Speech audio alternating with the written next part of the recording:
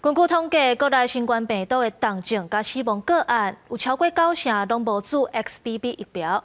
卫福部宣布，为4月初九今仔日开始开放65岁以上的时代注第2档 XBB 疫苗。另外，当病毒的疫情嘛当咧加悬，5月可能会拖到真严重。提醒家长就要注意，囡仔若准爱困、无精神、脚手无力，就要赶紧带去予医生看。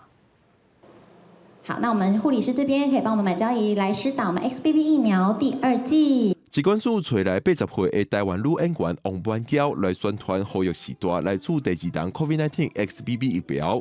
疾管署表示，国内 COVID-19 重症甲死亡的个案，90%拢无注过 XBB 疫苗，尤其是死亡的案件有90%拢是65岁以上的时代。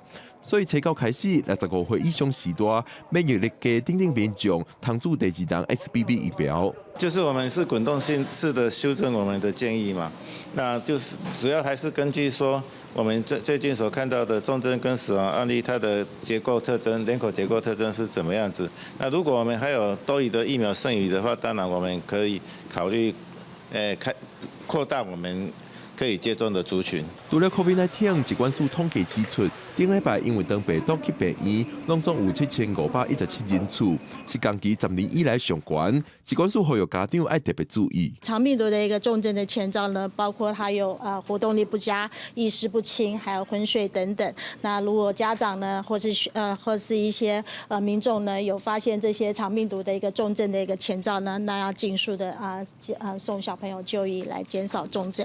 疾管署估计4月底当病毒会进入流行期，5月底时会达到疫情的高峰。提醒家长甲囡仔爱定定洗手，加强防护。记者林玉凯台北报道。